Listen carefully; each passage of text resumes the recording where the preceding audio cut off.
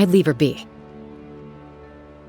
The warriors of the Flower Feather clan are a proud bunch who never show their vulnerability in public, even if they've gone wingless. Oh, Chasca? Good to see you again, Traveler and Paimon. Before we carry on, let's get a little further away before Koyer notices us.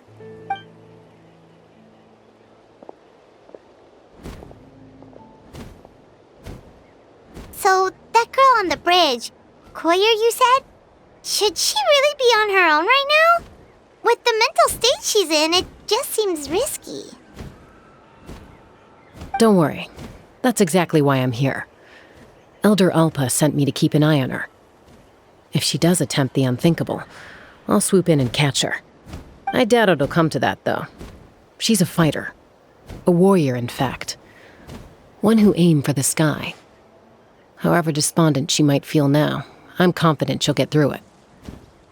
Well, in the Flower Feather clan, there's an elite flying squad made up of Kukasaur riders. But it's an extremely selective squad. To become a rider, you need to undergo a trial where you not only demonstrate mastery of the relevant skills, but also win the approval of the Kukasaurs. Very few candidates make it through the process. Koyer has spent years training for her most recent attempt, but unfortunately she didn't pass. So sometimes, after multiple failed attempts to pass the flying tests and win the Kukasaur's approval, people get so disheartened that they give up on their dream to soar the skies. They resolve to quit trying for good. We call those people the Wingless. Do they get expelled from the tribe? What? No, of course not. They're still prized warriors. We have a saying, just as the Kukasaur treasures every feather on its body, so the tribe treasures each one of its children. This hits even harder in the wake of the war.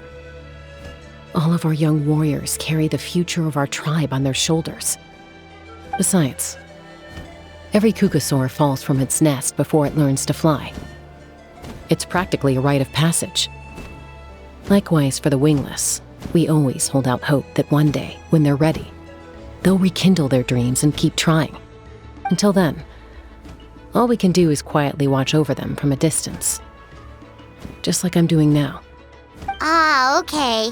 Paimon hopes she'll get back on her feet soon. Well, from the sound of her whistling, her confidence has been seriously shaken. No Kukasaur is going to respond to a call that sounds like that. Yeah, people from my tribe call to their saurian companions by whistling or blowing a horn. So it sounds like Koyer was trying to summon a Kukasaur to practice her flying. But the Kukasaurs are an even prouder bunch than our warriors. They would never respond to a lackluster whistle like that. First she failed the trial, and now she's struggling to even summon a Kukasaur. That's only going to hurt her confidence further. And getting trapped in that vicious circle is the kind of thing that'll make people go wingless.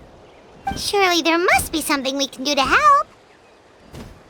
That's very kind of you. Koyer's flying skills are up to par, but mentally she's stuck in a rut. If she wants to return to the sky, she has to overcome that for herself. I'm going to lay low nearby, just in case she takes a turn for the worse. Let me give you a tour around the tribe once this is all over.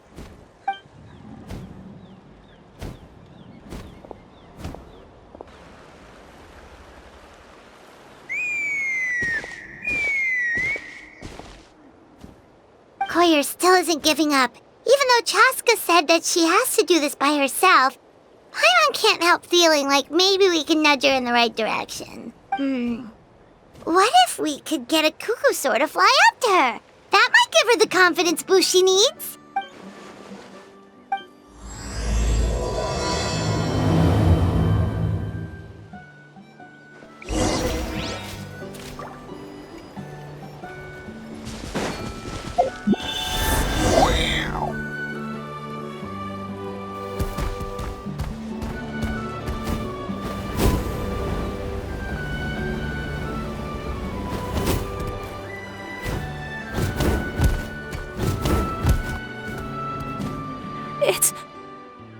It's a Kukasaur!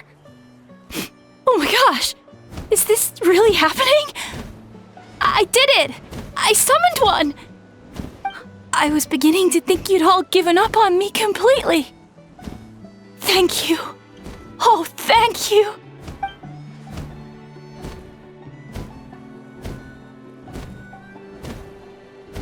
Excuse me? Would you mind if we did some flying practice together? I think I know where I went wrong in the test now. I need to maintain a higher speed on my turns. So, I just gotta practice my bell tail slides and split S maneuvers. Also, I really want to try some stall turns and cobra maneuvers.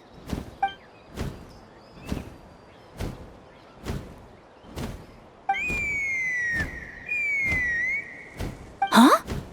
That sounded like a whistle. Is someone else trying to summon a Kukasaur?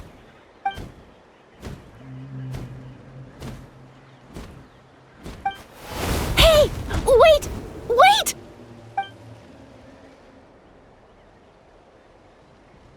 Do you think Koyer's feeling better now? Let's go back to that bridge and check.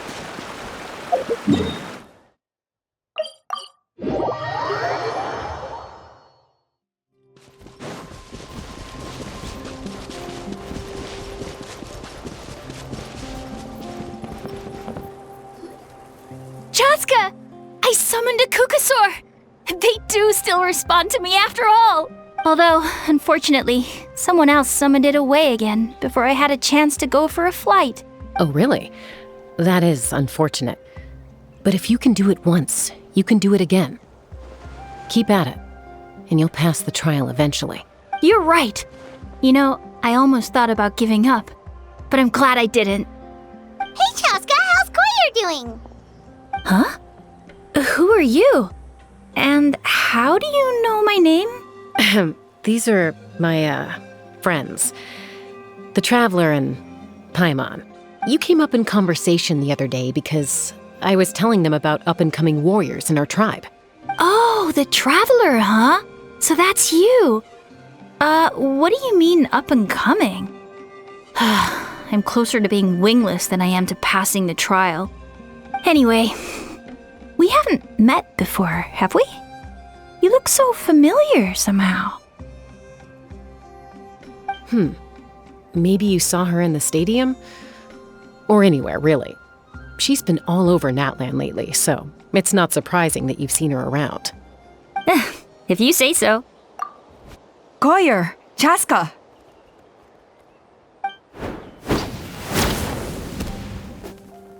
Here you are. I've been looking everywhere for you two. Oh, Elder Alpa! What's the matter? I thought I should tell you myself. We're going to redo the flying trials. Redo them? How come? This is so unexpected. And I can't believe you came out here just to tell us that in person.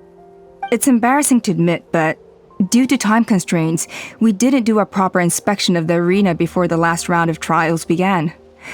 Then we started to notice many candidates performing worse than expected. So we redid the inspection afterwards and found a number of issues which likely impacted candidate performance. This was entirely our mistake, and I apologize unreservedly.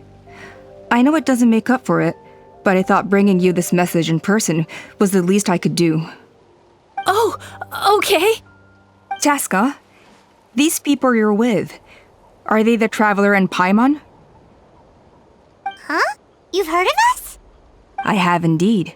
Gathering intel is an essential part of being a warrior. Plus, you've already made quite a name for yourself in Natlan. Actually, I've been meaning to invite you to enjoy our tribe's hospitality for some time. Hospitality? Oh, that includes food, right? Of course it does. If you let us host you, you'll be treated quite lavishly. Mighty warriors are highly revered in our tribe. Besides, we still owe you for your help during the war. Without you, we would have suffered far worse at the hands of the Abyss. So I like the chance to show you our gratitude on behalf of the whole tribe. Mighty warriors, plural? So Paimon counts too? Paimon's starting to like you a lot. That should go without saying. Your flying skills are the envy of our tribe. The Flower Feather clan seems like a really nice bunch of people. We definitely need to take her up on this offer. Well, I'd love to stay, but I'm afraid I still have to inform the other candidates about the retrials. Wait, Elder Alpa! Let me help! The sooner everyone gets the news, the better! Very well. In that case, Chasca, could I leave you to entertain our guests? Sure thing. Okay. Let's meet by the Obsidian Totem Pole later. Collier, let's get going. Okay.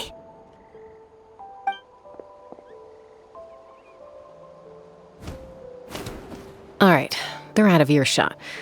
I'm just gonna come out and ask. That Kukasaur who responded to Koyer's call, that was your doing, wasn't it? I grew up with these creatures. I could tell something was off the second I saw it. Her whole demeanor seemed less like a Kukasaur and more like, well, you. So I figure you must have been pulling the strings somehow. She looked very flustered when Koyer asked for a ride, so I whistled to give her a chance to escape.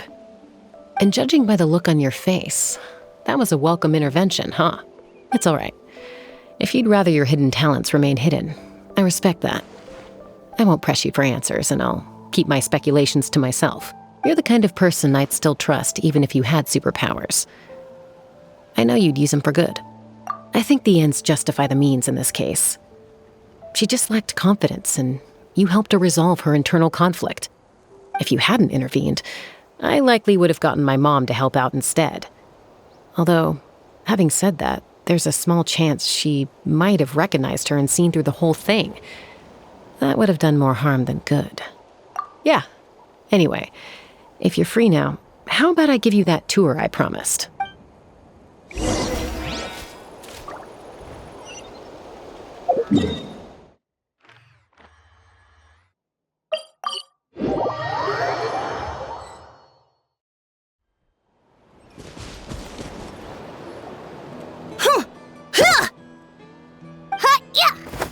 Ready? I'm gonna get you!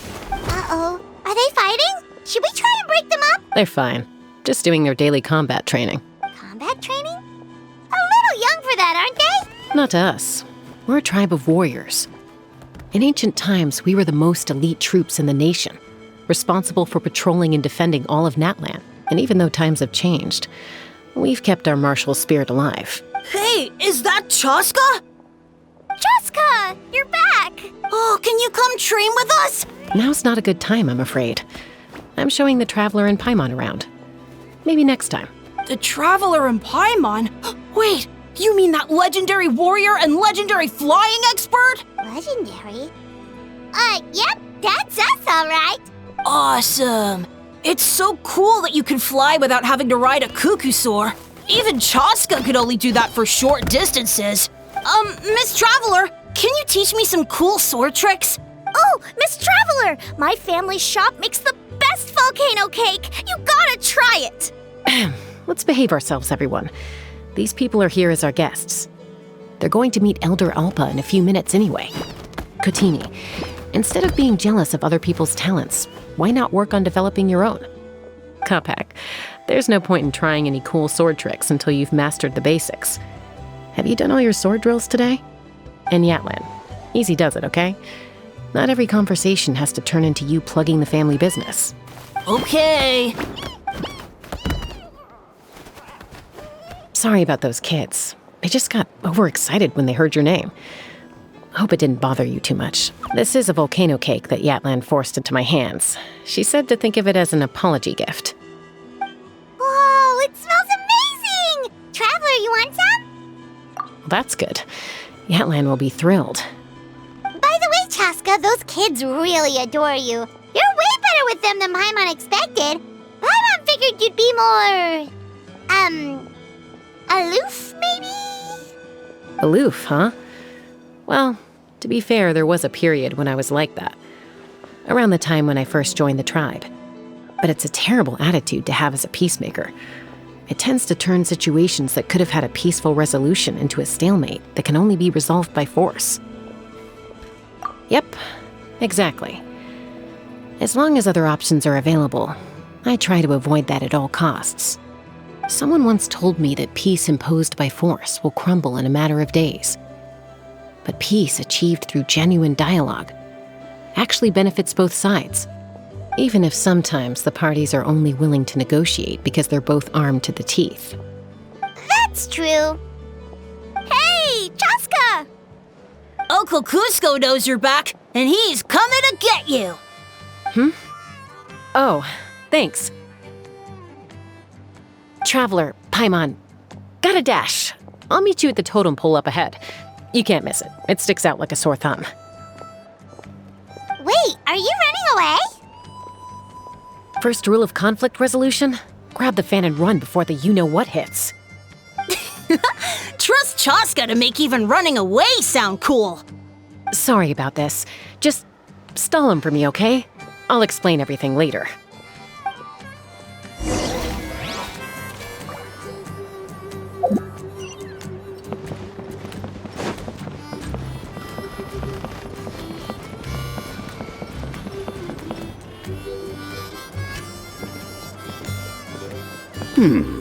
A golden-haired outlander and a white flying object.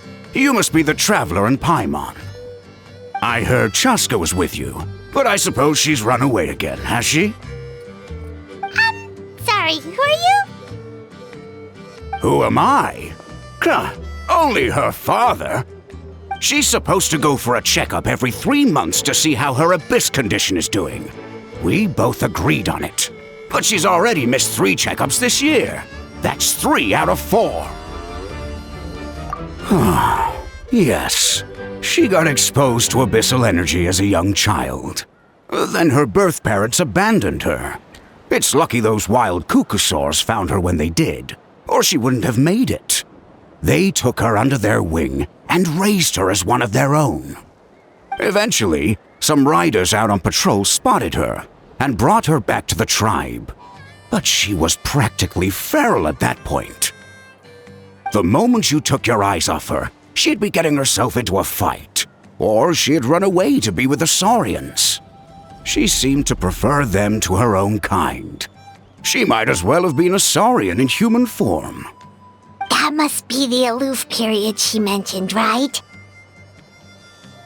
We later discovered that her exposure to the abyss had planted seeds of conflict in her heart.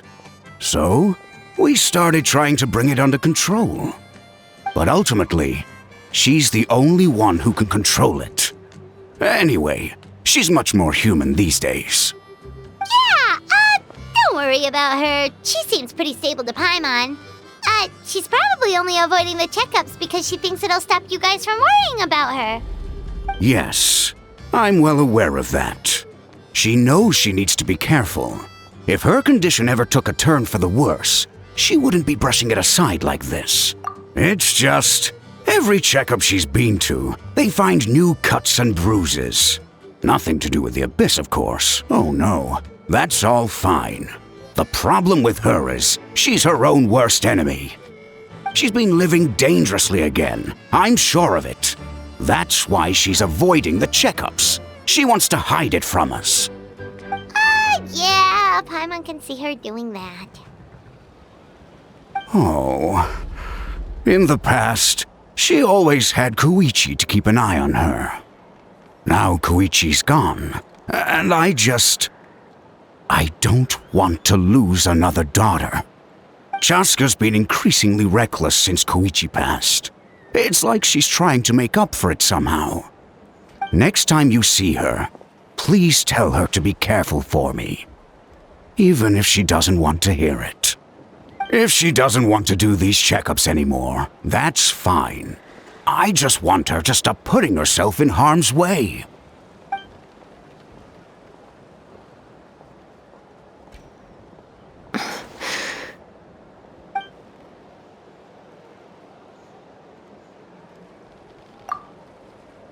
Whoa, where did the time go?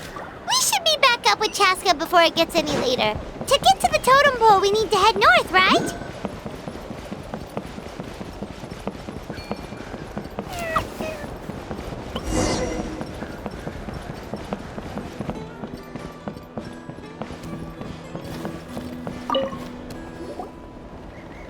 Hey, Chasca! Hey, Alba!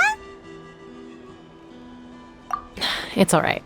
I bet my dad talked your heads off, huh? What did he say? I was sometimes a little impulsive back then. That's putting it mildly.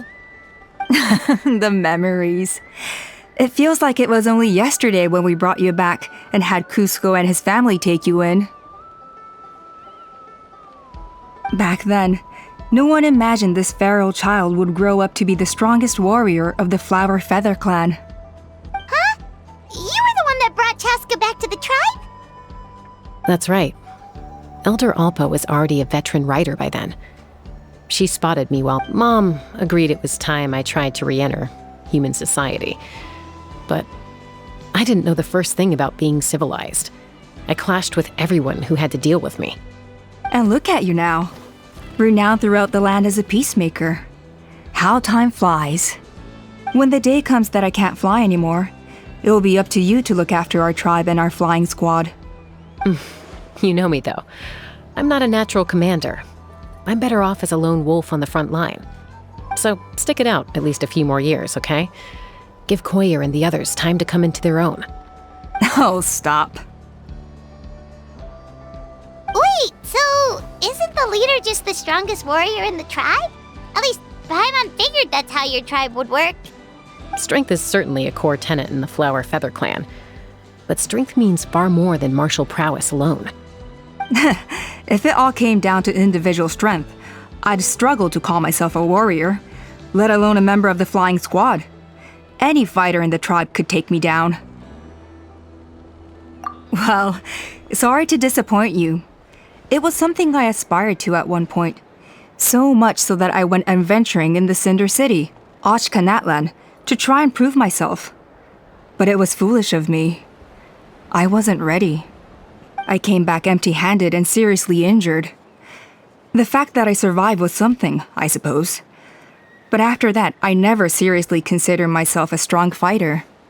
And yet, you still managed to become the leader of the flying squad, thanks to your experience and determination. All while battling those old injuries.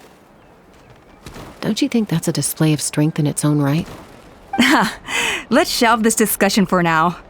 Traveler, Paimon, there are some simple refreshments on the table. Please help yourselves. Yes! Paimon was waiting for that part! They were for the snack stomach. The refreshment stomach still has plenty of space.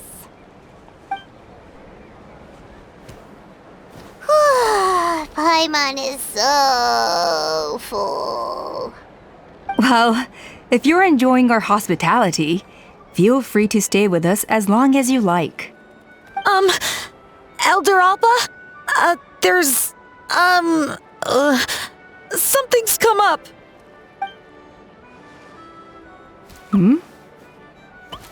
What happened? Is it serious? Shall I deal with it? It's...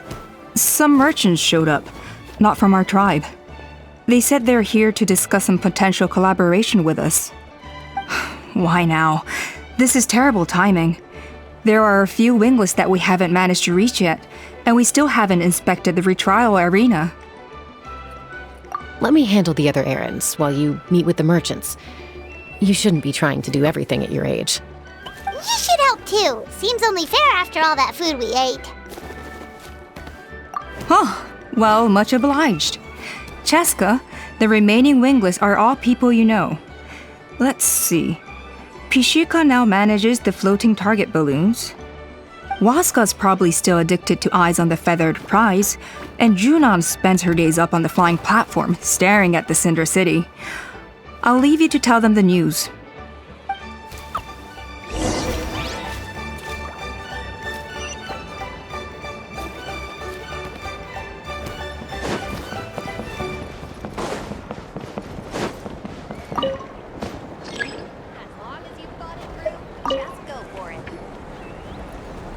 Are you sure you don't want to reconsider, Pashika?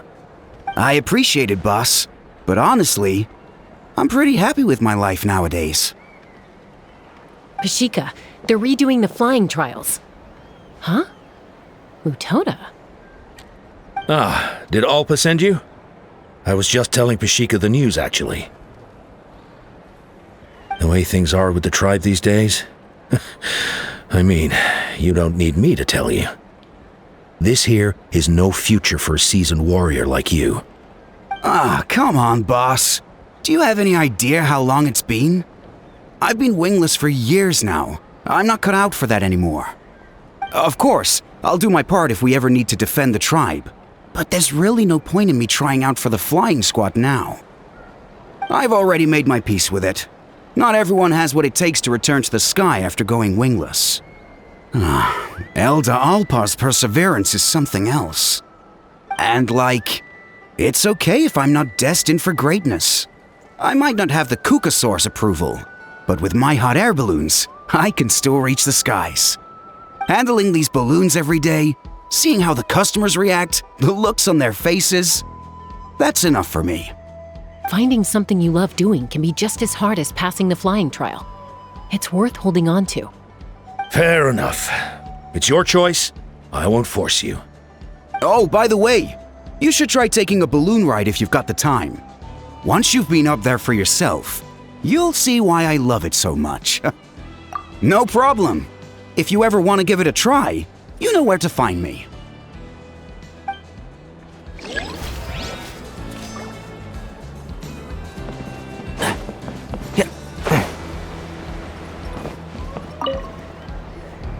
A retrial? What's the point? I pretty much treat life like it's a game. No Kukasaur is ever going to approve of that, no matter how many times I try. Waskar, I can assure you, Kukasaurs wouldn't judge you for something like that. Well, they must be judging me for something. Maybe I lack fighting spirit, or just don't have the talent. Not everyone's a natural like you. Don't waste your time on me. You'll have better luck with the ones who still have their heads in the clouds. In the meantime, I think I'm going to treat myself to a few more games of Eyes on the Feathered Prize. Yeesh, there's wingless, then there's being a total lost cause. He used to be a fierce warrior, actually. But fighting spirit alone won't win you the Kukasaur's approval. Are all Kukasaurs so strict? The ones in floating target balloons and Eyes on the Feathered Prize seem pretty chilled out. It's one thing to hang out and have fun, but quite another to take to the skies with a human life on your back. Giving a ride to someone who's unqualified endangers not only the rider, but also the Kukasaur themselves. If the rider makes a mistake, they both suffer the consequences. So we have a mutual understanding with the Kukasaurs. If someone isn't up to standard, we have to reject them. Even if it means breaking their hearts. And stay safe.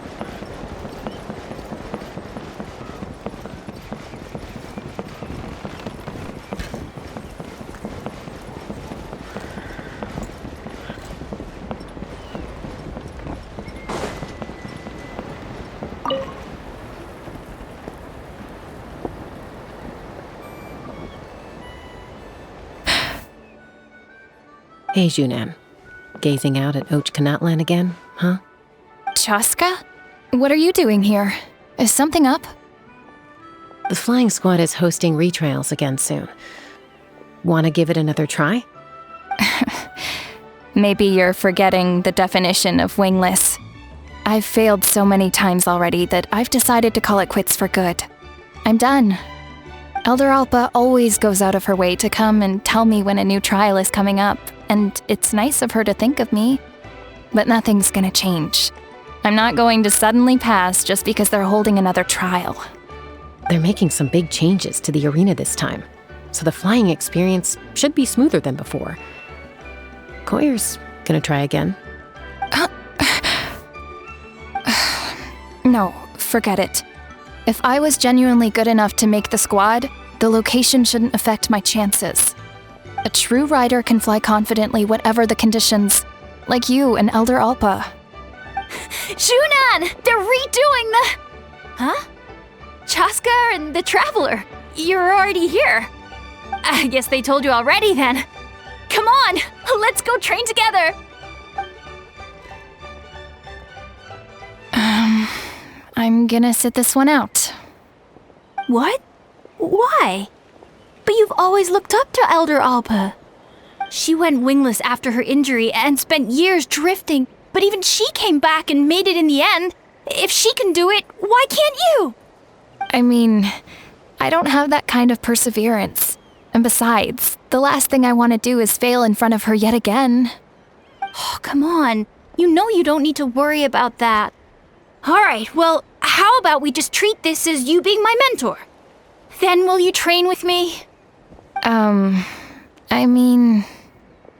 Enough umming and ahhing. Let's just get up in the air and figure it out as we go. Wait! Hold on, slow down. I can't keep up. Well, that's one way to do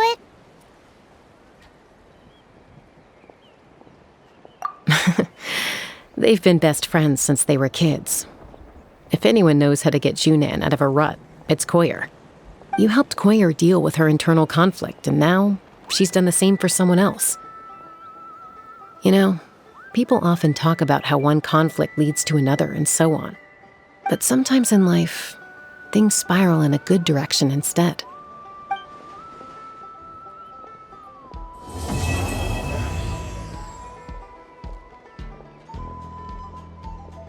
We've notified all the wingless on the list now, right? Where to next? The trial arena. It's not far from the tribe.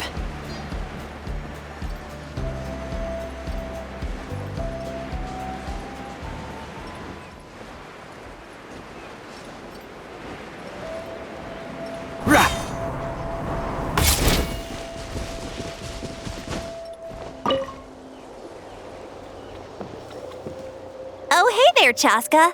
Did Elder Alpa send you? Yeah, she's got other things on her plate right now.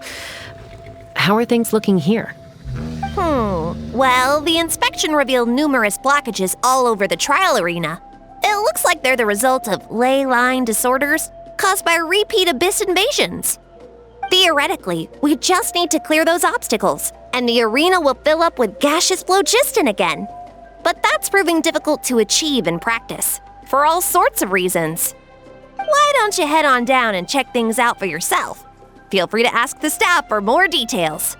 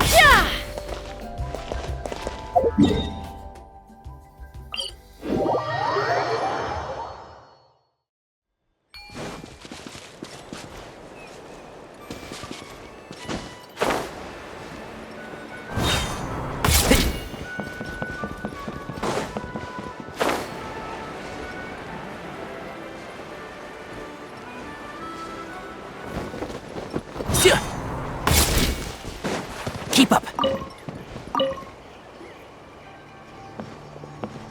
Oh, hey there, Chasca. Yeah, she's... Theoretically, why don't you head...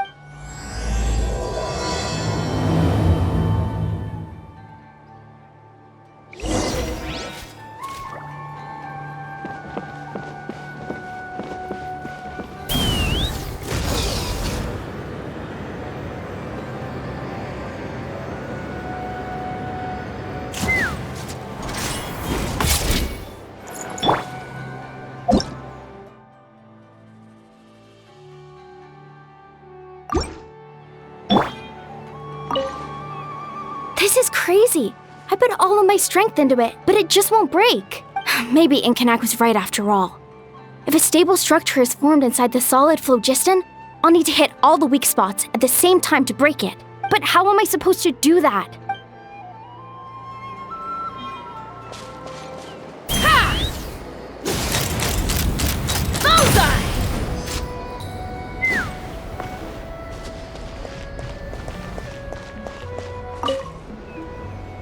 So that's how you do it. Amazing!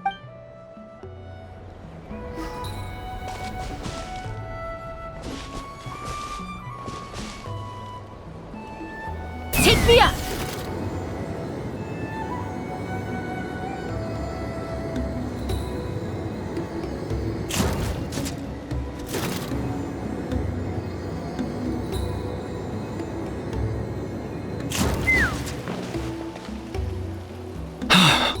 Oh, are you here to help? Thank goodness. There's no way I could do all this by myself. So the blockage here has to be cleared using a special bomb, but carrying explosives up that steep slope would be a recipe for disaster. If I dropped it or slipped and fell, I'd be blown to bits in an instant. So, my plan was to transport the bomb to the other side, then send it over in a hot air balloon. All I need now is for someone else to strike the balloon at the right moment, dropping the payload right on top of the spout, and problem solved. What do you think? Simple enough. Huh? Oh, that one. No, I've got no idea who that belongs to. Or how they got it up so high. I just wish I could fly up there and check out what kind of tech they're using.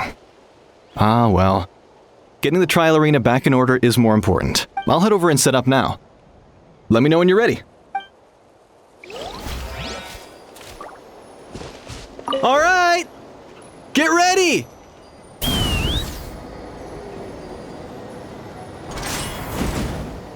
Yeah.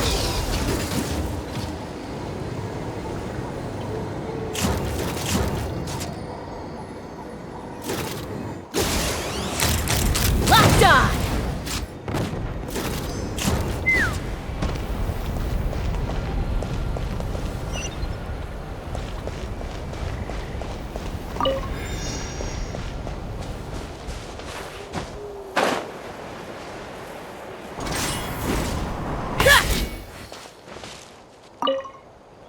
How strange. Why is there so much solid phlogiston here? Well, could be from the Children of Echoes. Maybe it got swept up here due to the ley line disturbances? And I did see those strange markings on the cliff. I can't think of a way to resolve this.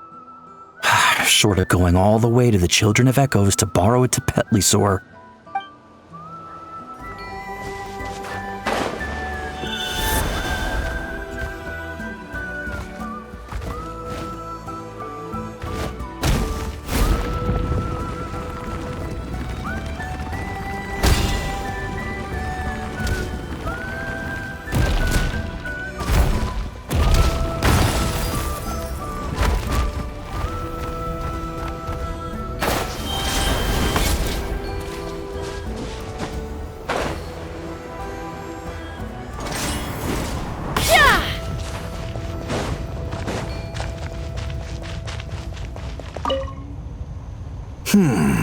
I think it should be possible to clear this spout with just a few hard hits, but there are signs of strange life in here.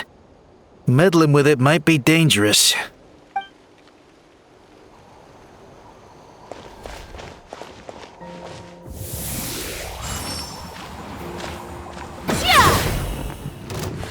Hey! Monsters!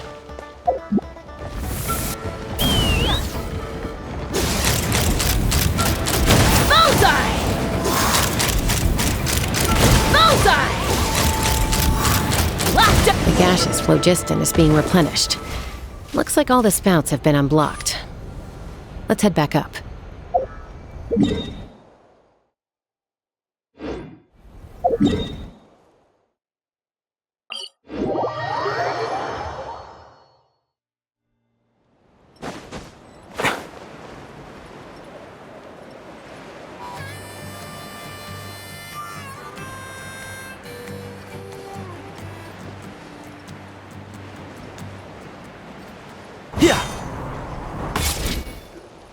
Wow, you took care of everything in no time at all.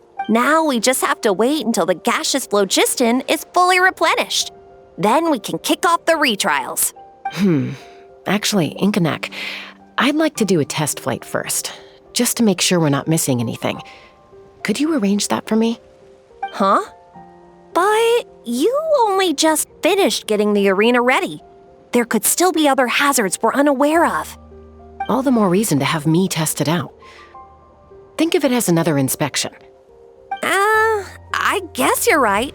With your flying skills, you won't be in any serious danger, even if there are hazards we overlooked. The conditions in this area seem a little unstable, but a test flight is the only way to catch any lingering issues. All right, I'll get things set up for you. Just let me know when you're ready. Are you ready? This should be a piece of cake for Chasca, but still, try to be careful. All right, then spread your wings and fly.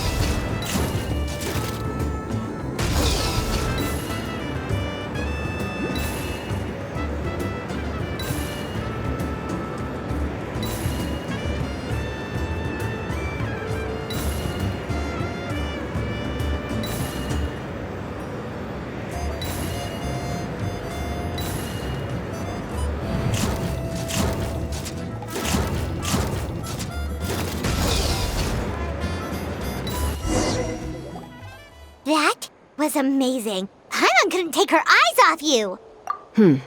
No, nothing major. Give it a few days, and we should be able to conduct the trials. Help! Help me! You're from the Flower Feather clan, right? Please, come quick, you've got to help us! Catch your breath first. What's the situation?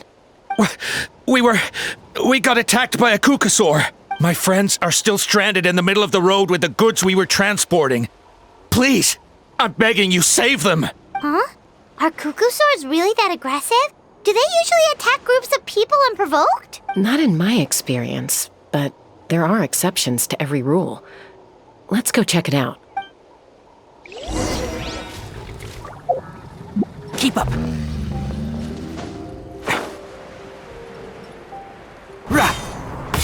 Ouch! I've never seen such an aggressive Kukusaur.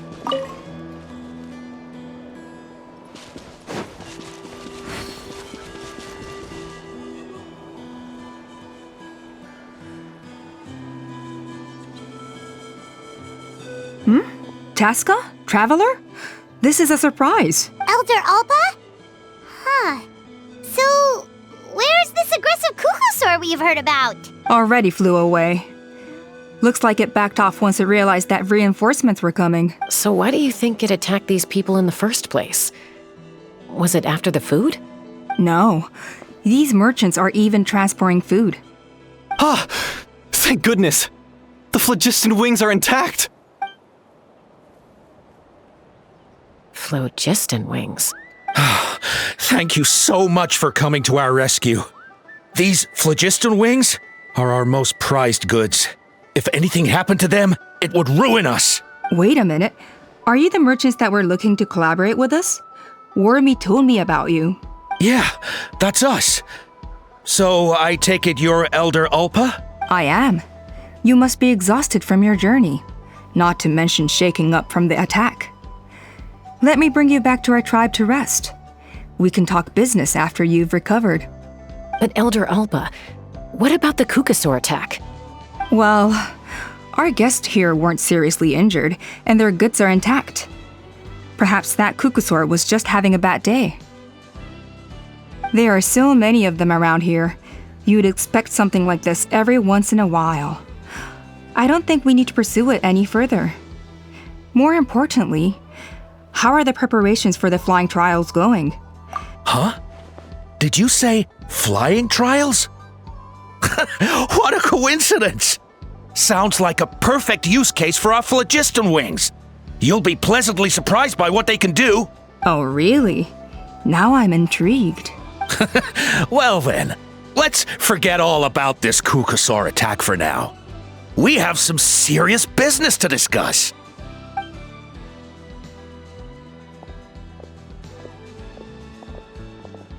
Huh? So that's it? That all went smoother than expected. Well, guess we'd better get going. Huh? Chasca? A blood-stained feather.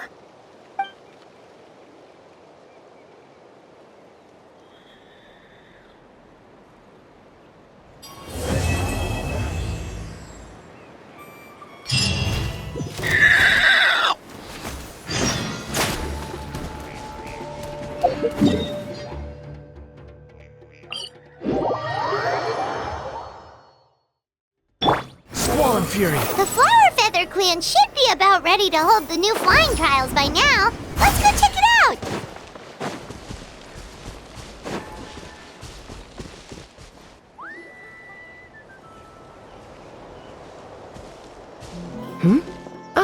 Traveler and Paimon.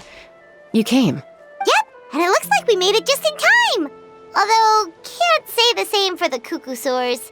Bit of a low turnout, huh? Yeah. You'll see why soon enough. All right, get ready. 3, 2, 1, fly! Whoa! We're really flying!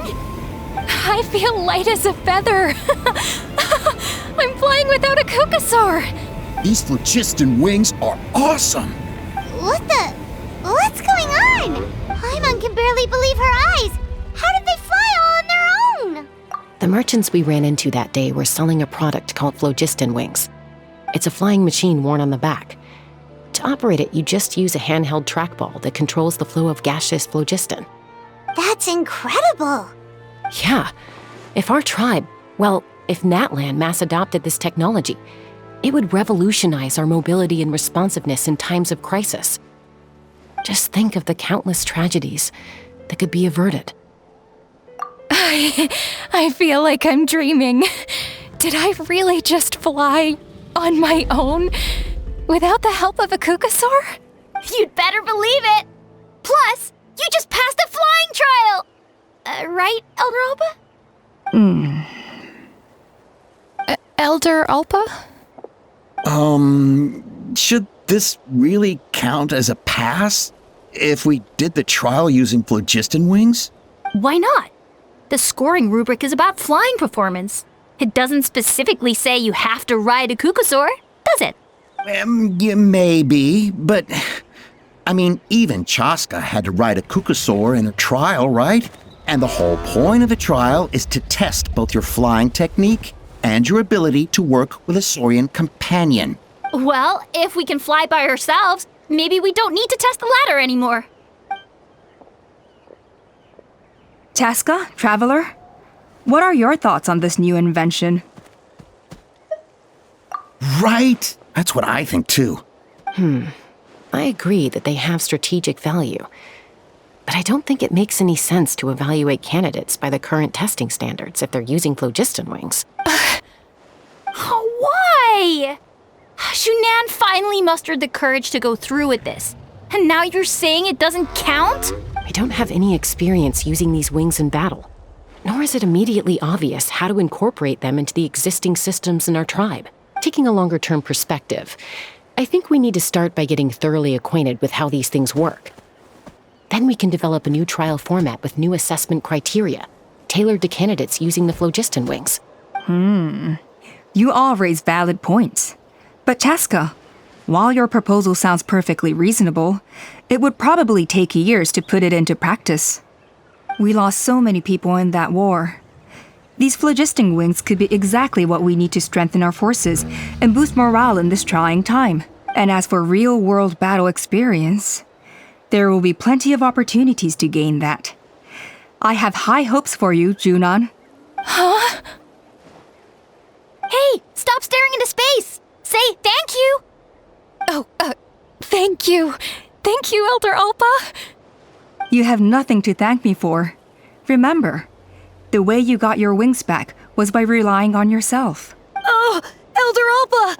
Bad news! Cuckoosaurs are attacking the merchants again! Again? Okay, everyone, stay put while I... Huh?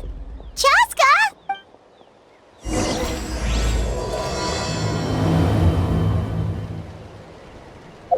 What?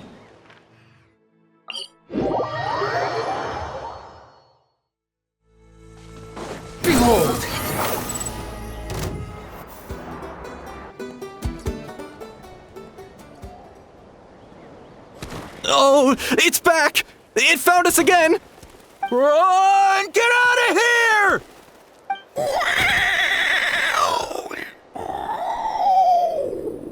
Curses! She's really riled up this time. Hey! Stop running! We'll never outrun a creature with wings! Get back here and let's fight!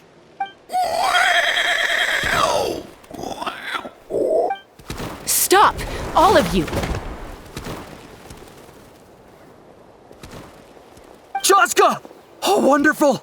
Quick, get rid of that thing!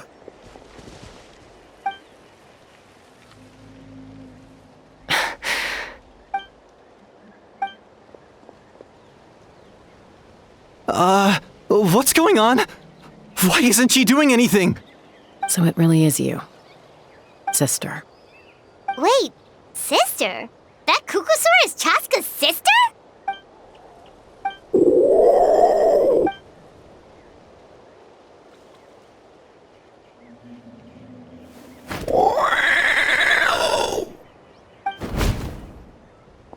Koya, wait!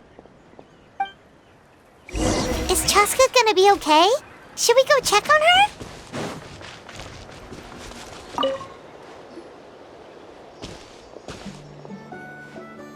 Chasca, are you okay? I'm fine. Sorry for making you worry. No point. She's an expert at hiding her tracks. Once she's shaken you off, you'll never catch up to her. At least, I always used to lose to her at hide-and-seek when we were kids. Well, yeah. You know I was raised by Cuckosaurs. Anyway, she and I grew up in the nest together. Her name's Koya, and she's my big sister. We played together all the time, chasing each other through treetops or mountaintops. It felt like it would go on that way forever. Until the day I was sent back to live with the humans. Not all Cuckosaurs are friendly towards people. Koya, for instance, she's fine with me because we grew up around each other, but she's not fond of other humans. When Mom decided to send me away, Koya strongly protested, and after I left, she became more and more reluctant to interact with humans. Maybe she thinks that humans stole you away from her. It's a possibility, but in any case, we still stayed best friends at first. I had a hard time adjusting to life in the tribe. So whenever something went wrong, I'd run off into the wild and vent to Koya. Ah, so that's what Uncle Cusco was talking about. He said you seemed to prefer hanging out with Saurians to your own kind back then. Yeah, I did. But then, gradually, everything changed. With a new mom and dad, a new tribe, and Koichi, I started getting curious about these humans. I made an effort to understand their behavior. The more time I spent with them, the less I spent with Koya. And then, one day, it was Koya's turn to leave the nest. She sought me out and asked if I was willing to leave the tribe and go live in the wilderness with her. As far as I can remember, that was the first time she ever approached a human settlement on purpose. So, how did you answer her? Well, I wouldn't be standing here talking to you if I'd said yes. No, I was torn. On the one hand, I'd already made up my mind to embrace my new family and accept my human identity. But I also knew that Koya wasn't a fan of humans, and I didn't want to disappoint her. She took my hesitation as an answer. She saw it as a personal betrayal, threw a huge fit, and then flew off. We hadn't seen each other since, well, until today. Not for a lack of trying, though. I tried asking Mom where Koya's new nest was so I could talk things out with her. But Koya had already asked Mom not to tell me where she'd moved to. It must be hard for Mom, being stuck between her two daughters. So I didn't press the issue. And I didn't go looking for her. If things carry on like this, I need to make sure I find her before anyone else, even if she doesn't want to see me. For now, let's bring the wounded back to the tribe, and see what Mutota and Elder Alpa have in mind.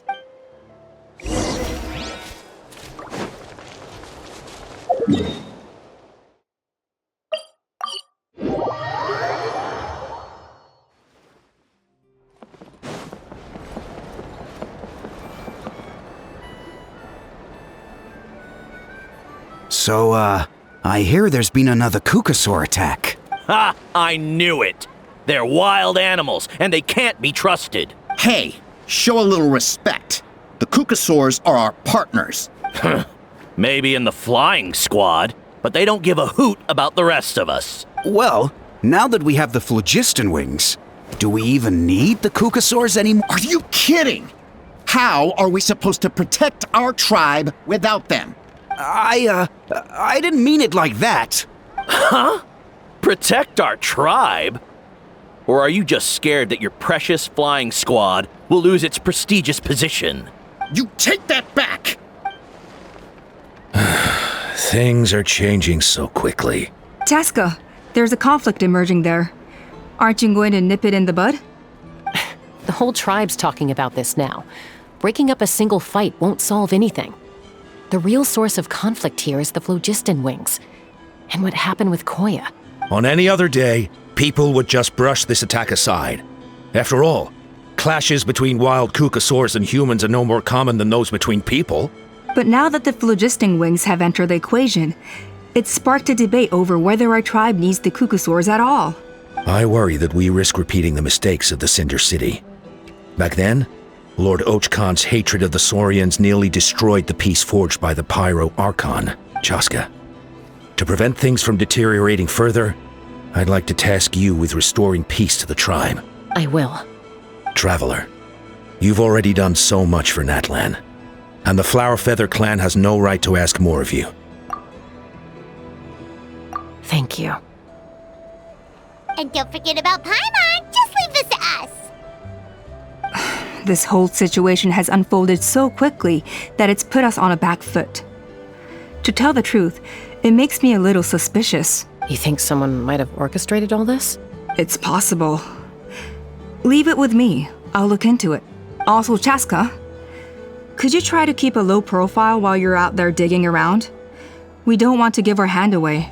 I'll do my best. Okay, so where should we start? This all began with Koya's attacks. If we can find out what led her to do it, that should give us something to work with. Unlikely. Given how she reacted when I showed up, I don't think she's forgiven me. If you want to resolve a conflict through dialogue, sometimes you need a third-party facilitator. Let's go see my mom.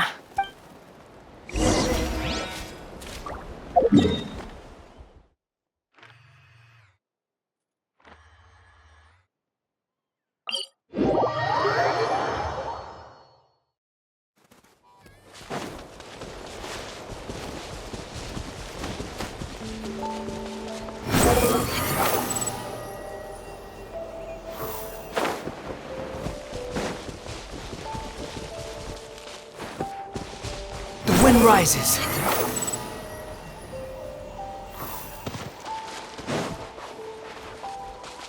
Alright, Come on! let's finish Show this your fast. courage. Squall and fury.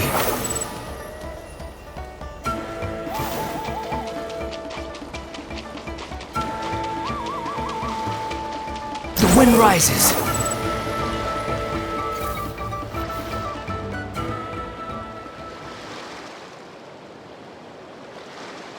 Wow, so this is where you used to live as a child? Mm-hmm. When I was little, we used to do this thing where I'd jump from the top of this tree, and Koya would fly over from the platform and catch me in midair. Or sometimes we'd both fly from the treetop together, and then after some aerial maneuvering, she'd throw me up onto that platform.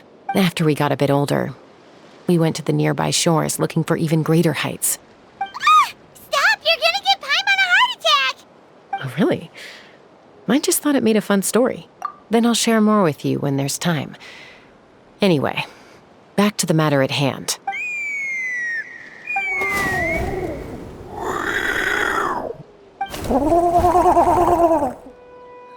Hey, Mama Bird, I'm back. My last visit was only a week ago, wasn't it? See? I visit you more than I visit Papa Cusco. I brought a couple of friends with me. These are the Traveler and Paimon. Traveler, Paimon, this is my mom. Her name is Chimpu. In the human tongue, anyway.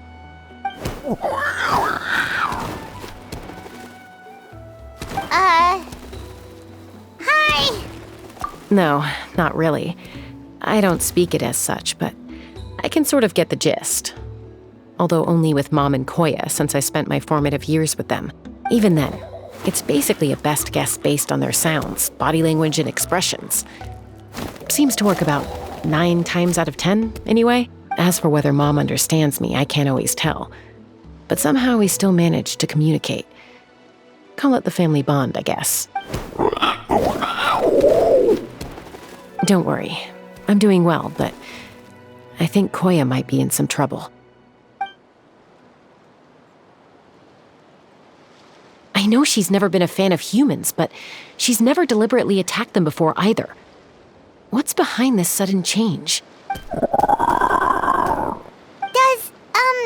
Auntie Chimpu know anything? Doesn't look like it. Koya hasn't visited her in a long time. Then, could you please tell me where she's living nowadays? I really need to talk to her. If this animosity between her and the tribe continues, then the next time there's an incident, I don't know if I'll make it there in time.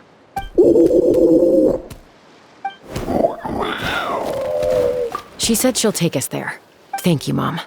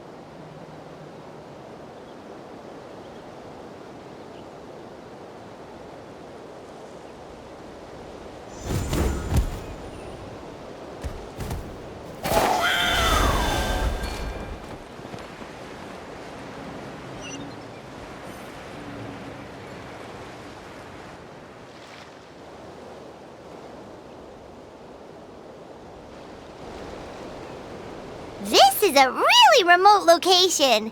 Guess she was trying to get as far away from humans as possible. We stay here? Okay. Got it. Traveler. Paimon. Mom says we should stay out of sight for now. She'll talk to Koya first. Koya is very hostile toward humans right now. So if we show up unannounced, it might just make things worse.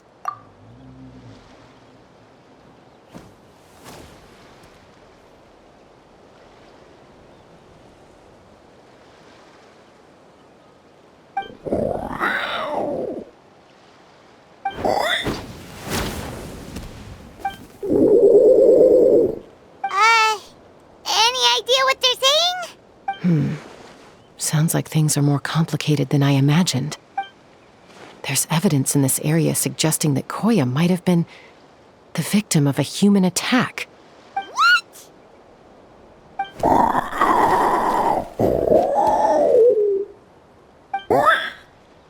No! It's Chime, Koya's child. The attackers kidnapped her. They came over the sea, under the cover of night, and they took Chime. What the heck? Who would do such a thing? I searched day and night, and finally found them.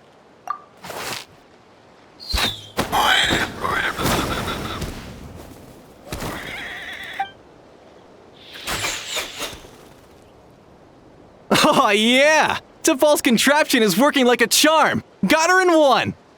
Hey, there's another one! Wait, is that the one that got away last time? Who cares? Just get them all! T'Pol pays us per catch!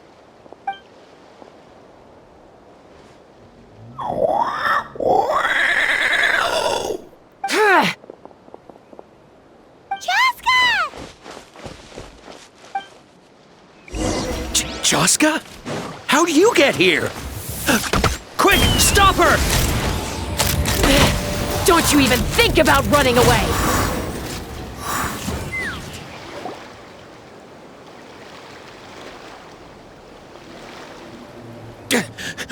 Don't come any closer, or I'll... Go, Phlogiston Wings! Take me out of here! Uh-oh, looks like it malfunctioned. This is bad. Mom and Koya are already injured. And if that thing explodes right next to them... Help! Elemental energy suppresses it! Please, someone! Get back!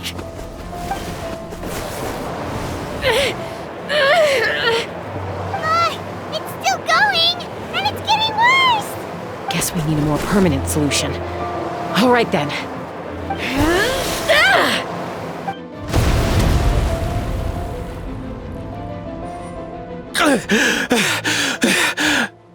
That was too close. I thought I was gonna die.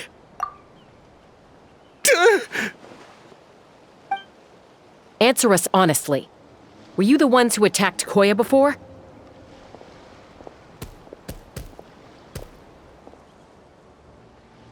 I am...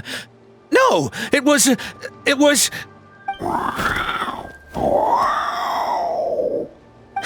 Well, she says it was you.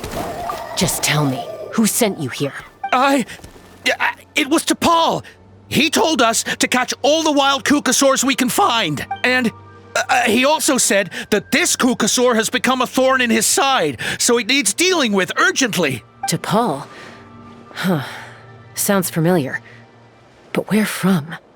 Well, he tends to send his orders in writing. He pretty much never communicates with us in person. When he does, he wears a mask to hide his face. And whenever we trade Kukasaurs for Phlogiston Wings, we deal with his henchmen. So you didn't even make those wings? All we did was slap some labels on them and transport them over here, to make them look like they're imported. To make it harder to trace their origins. I don't know. Well, that's mighty convenient, huh? What about if I held a gun to your head? Would that change your answer? No need. I'm sorry. I'll tell you everything I know. T'Pol doesn't tell us much, but he always stresses that he wants them alive. So that gives us some clues. This is just a best guess, of course, but we suspect that the gaseous phlogiston stored in the trackballs is drawn directly from the Kukasaurs. What? Easy now. You're still injured. Hey, keep talking. Yes, ma'am. So, the gaseous phlogiston has to be highly refined in order to power the phlogiston wings. The slightest imperfection can have disastrous consequences, as you just witnessed. But the Kukasaurs have a natural ability to process gaseous phlogiston. So, if you use them as an intermediary, then... That's enough. So the Kukasaurs you took, where are they now? T'Pol should have them. But no one knows where he's based, apart from him and his henchmen. We've tried looking for it ourselves, even followed them a few times. but we always end up losing track of them. Random thought. Maybe they're hiding up in the sky? T'Pol. I'm sure I've heard that name. Maybe it was... Chasca! Traveler!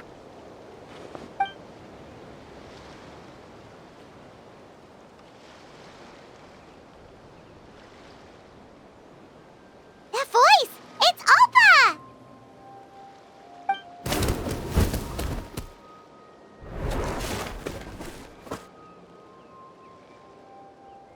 Elder Alpa? What brings you all the way out here? Well, I was patrolling nearby when I heard the sound of an explosion. What's going on? I don't believe it. Elder Alpa, does the name T'Pol ring a bell to you? I feel like I've seen it written down before. Maybe in a list of candidates for the flying trials? Huh? So he's a member of your tribe then? No. If he was a member of the Flower Feather Clan, I definitely know him. Now that you mention it, I do remember a young man from outside our tribe who came to participate in our flying trials once. You were away on a mission at the time, which is probably why you don't remember him. He was a craftsman from the Children of Echoes, but he'd always dreamed of soaring the skies, so he wanted to join our flying squad. The Children of Echoes? That's rare. But despite his best efforts, he unfortunately failed to pass the trial and gain the Cuckoosaur's approval. In the end, he went wingless and returned dejected to the Children of Echoes. Wingless, huh? Maybe he invented the phlogiston wings to get revenge on the Cuckoosaurs. Perhaps. Or maybe it's simply his way of dealing with his regrets over his past flying endeavors. Either way, it doesn't excuse his abuse of the Cuckoosaurs. I'm gonna take these guys back and expose the truth to the tribe. It's time for this conflict to end. Easy, Chasca. Remember what I said about keeping a low profile?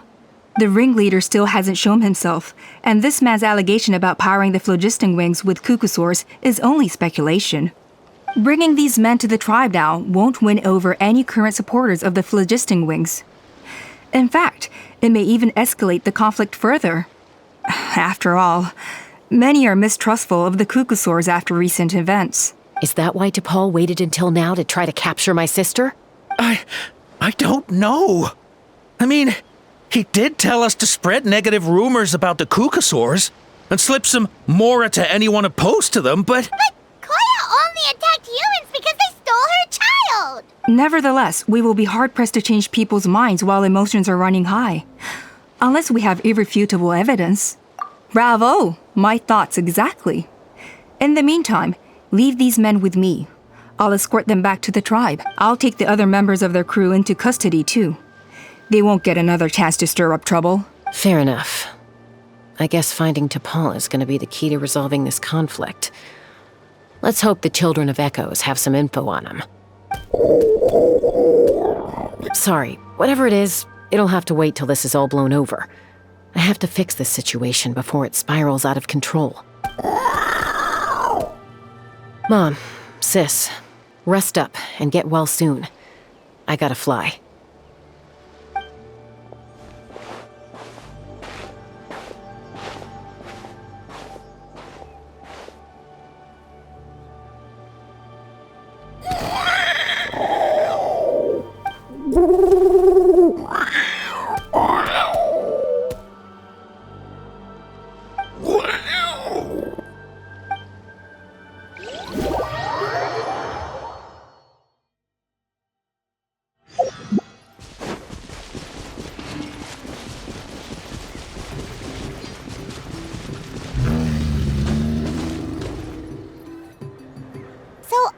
Says that T'Pol's from the Children of Echoes.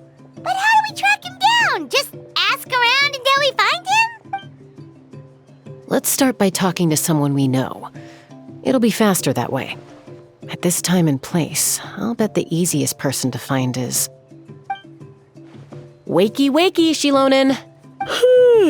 Oh, it's you. Okay, give me a second.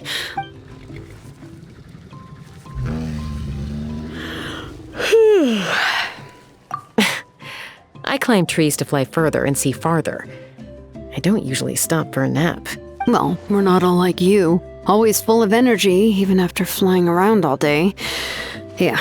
So, you've come all this way and interrupted my precious nap time. Might I inquire as to, why? I'm sorry, Shilonen, but it couldn't wait. Does the name T'Pol mean anything to you? He's a craftsman, apparently. Huh. T'Pol. Yeah, that rings a bell. I think that's Puma's child. Nope, I'm afraid you're a few years too late. Why are you looking for him?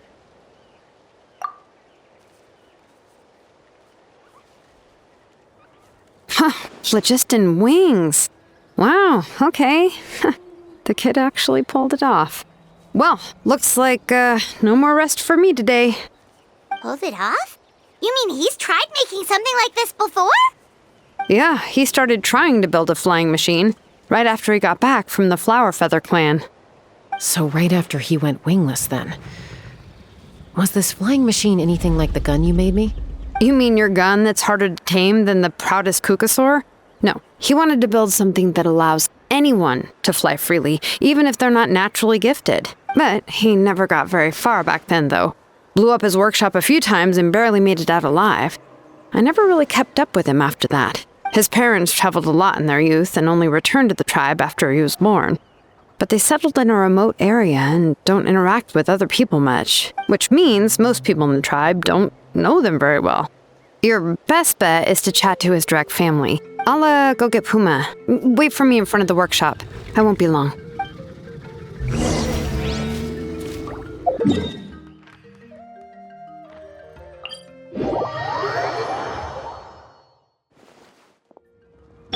Behold!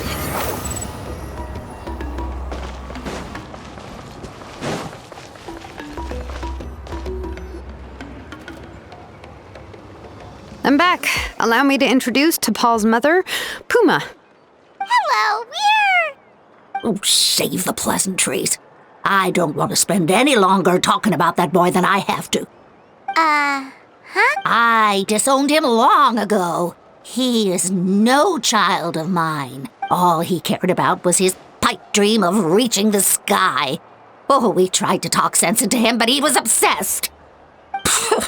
And then when he left us, he spouted some nonsense about building a workshop in the sky to avoid the constant criticism of us ground dwellers.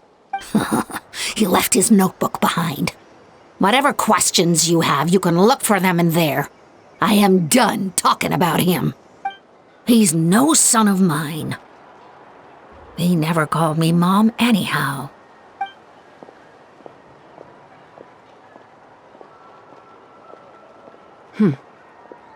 Wow, they've really fallen out. I'm unsure wasn't expecting that. Her husband, T'Pol's father, he passed away recently, and T'Pol didn't even bother to show his face at the funeral. If you ask me, that was probably the final straw for Puma. I'll go keep her company. If there's anything else you need, just come and find me. Thank you. Okay, so this notebook is the only lead we got now, right? What's in there?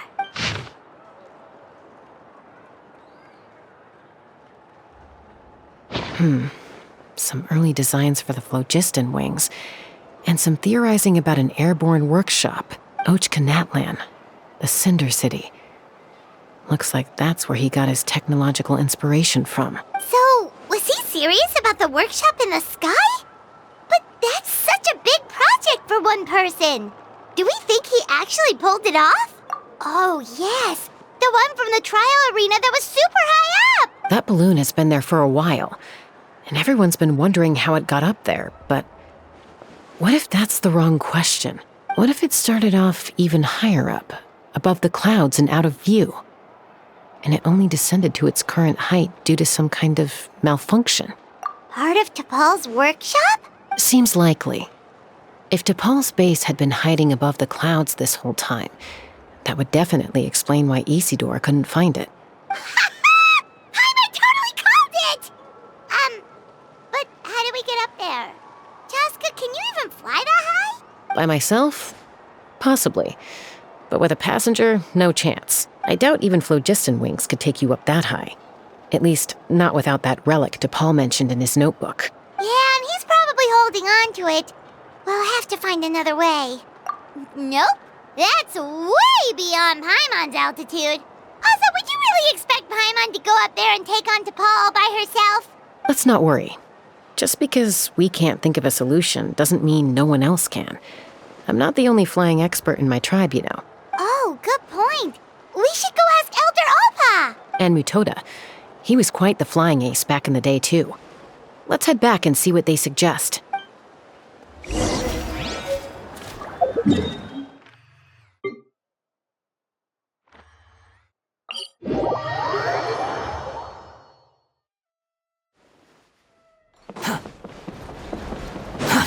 Too slow.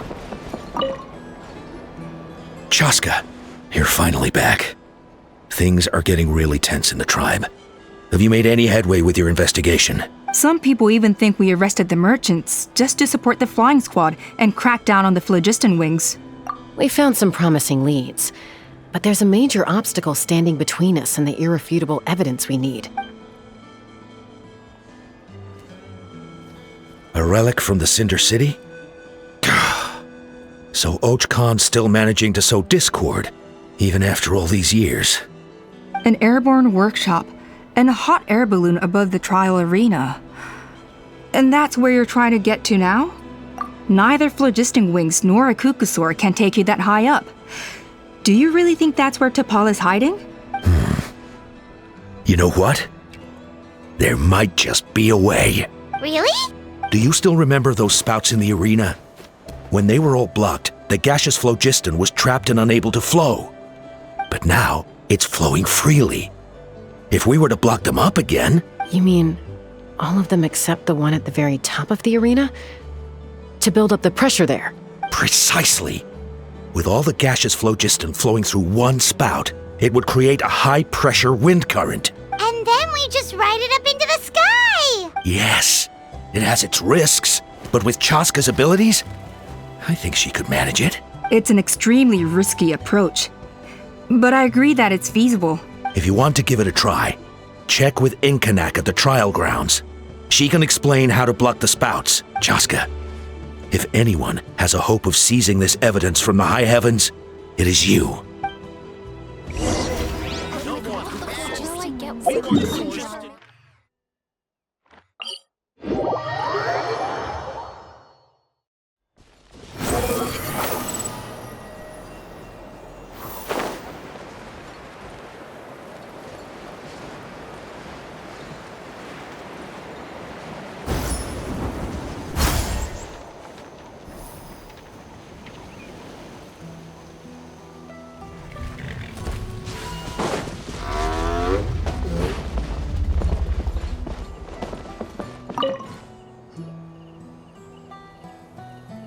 Goodness me, that is a very bold idea. Maybe so, but we have to act fast. What's the quickest way for us to block off the spouts? From a technical perspective, I'd have to advise taking some measurements and carefully planning this out first. But I'm guessing that's not what you want to hear. Then we'll have to take the rough and ready approach. See the solid phlogiston over there? Our prior inspections revealed that some kind of stable structure has formed inside, making it highly damage resistant. It's not without its weak points, but unless they're all struck at the same time, the structural integrity won't be threatened. So, what happens if we do strike them all at once? It'll collapse. Okay, I see where you're going with this. Yeah, you got it.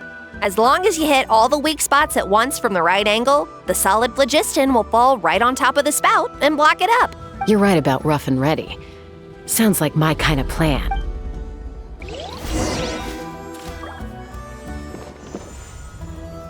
Take me up!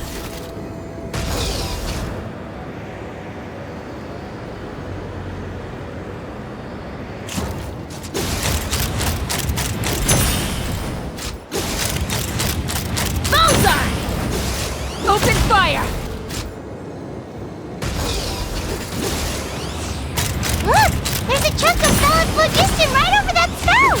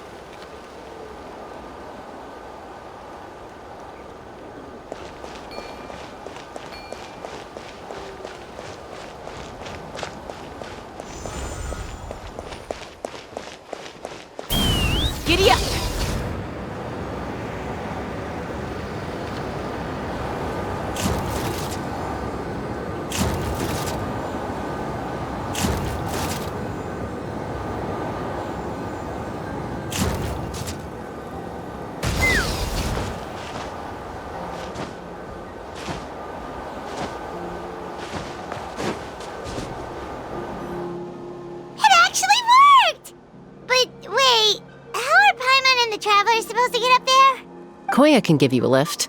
She's actually been following us this whole time. Wow, Paimon didn't notice at all. Well, probably because she didn't want to get too close to humans. Or maybe just me. But right now, we need her power. Whoa, you didn't even have to summon her. Yes, up there.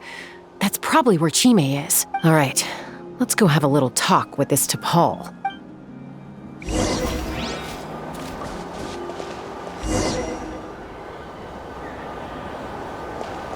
Let's fly.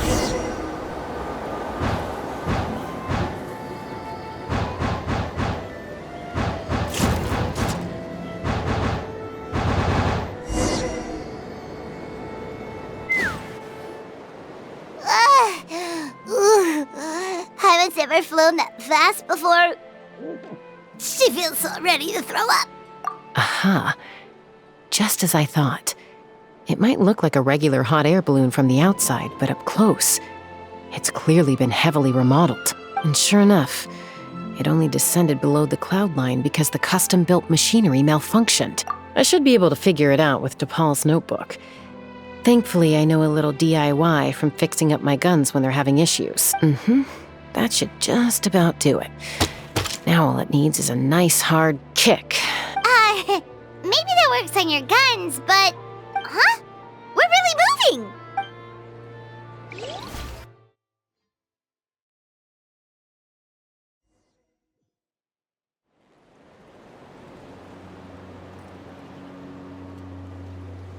Here it is! The workshop in the sky! Oh, you gotta see it to believe it. Makes you wonder why T'Pol even bothers with phlogiston wings when he has tech like this. Well, according to the notebook, the platform beneath us runs on components from the Cinder City. Those can't be mass-produced. Also, I have some doubts about its mobility after seeing how it moved just now. For someone like T'Pol who dreams of flying freely, this definitely doesn't cut it. But if he's got that relic, he should be able to make a set of prototype wings for himself, right? Why bother making a whole flying workshop so he can mass-produce them? But this doesn't add up. If he's already achieved the power of flight, then he must have bigger dreams we don't know about. But what? With any luck, we'll find the answers in his workshop.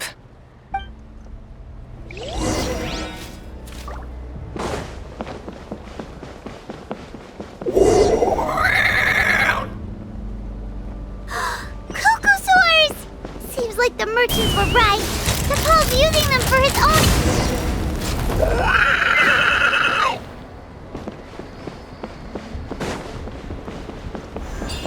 Let's fly!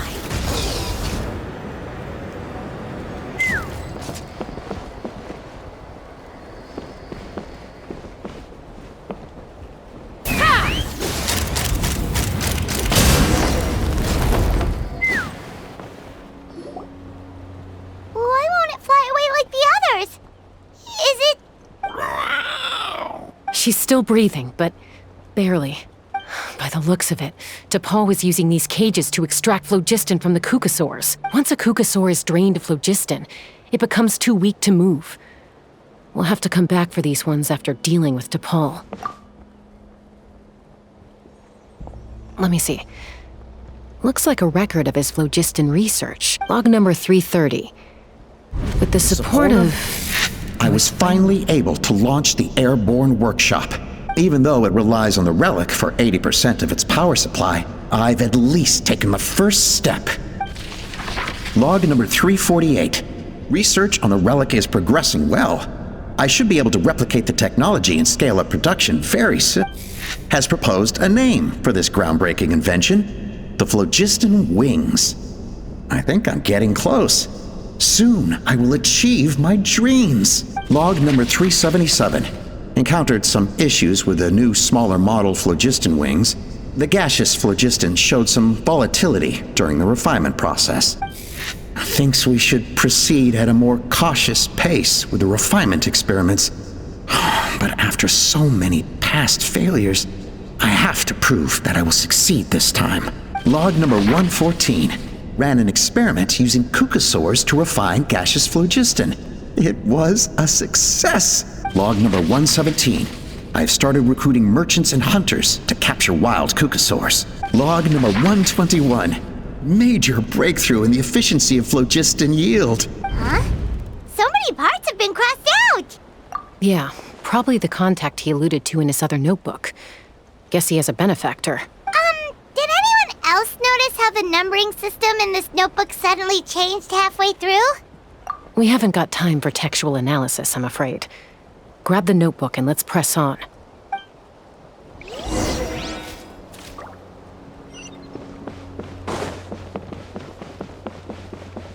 Huh.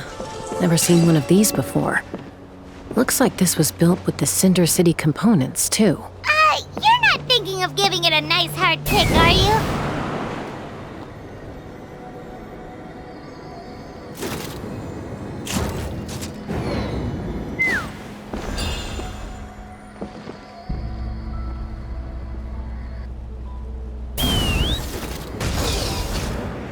Whoa! What's that mechanism doing? It's asking for a nice hard kick where it hurts. Aim for the weak spot.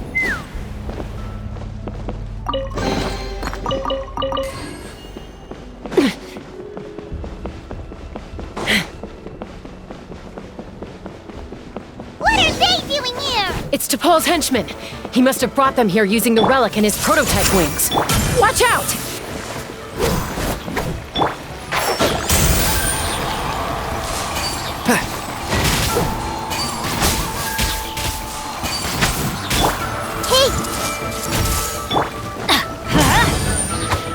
One with the force. I hear everything.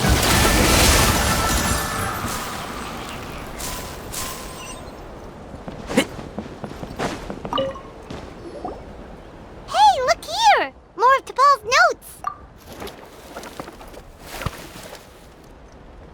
Log number 403.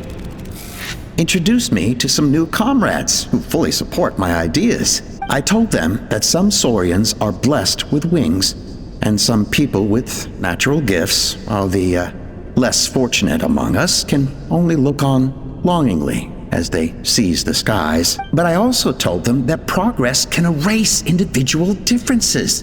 Think of the tools humanity has made to fight back against wild beasts. The law we have put in place to even the playing field between the strong and the weak. I promised them that our research will be the new frontier of human progress. With our phlogiston wings, the power of flight will no longer be for a select few to enjoy. Imagine a world where the skies are for all to share. I only hope that when we finally achieve this goal, we'll be proud of me. Imagine a world where the skies are for all to share. Yes, what a wonderful world that would be. If only it were possible. We could respond faster, and so many tragedies could be prevented. But T'Pol, what about the Saurians you're draining dry of phlogiston? You're not sharing the sky, you're stealing it! Bad move. I won't let you get away with it.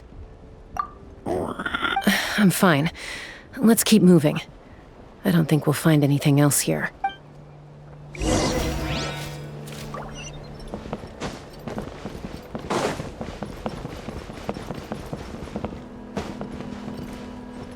Keep up.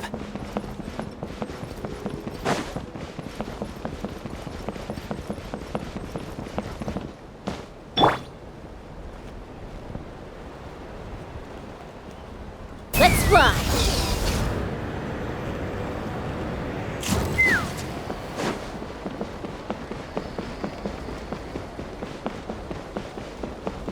Take me up!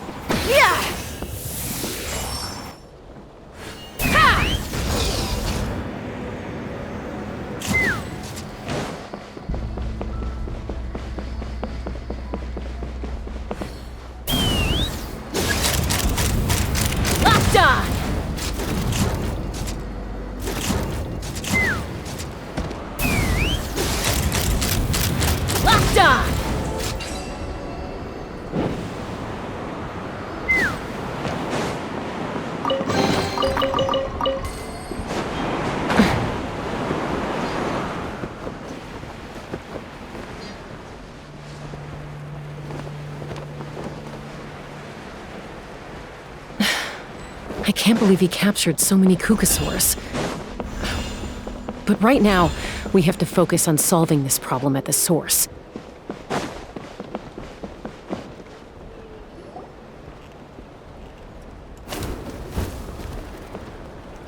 Looks like we've reached the center of the workshop. And still no sign of Koya's baby. Let's search this area for now. If we still can't find Chime, we'll double back.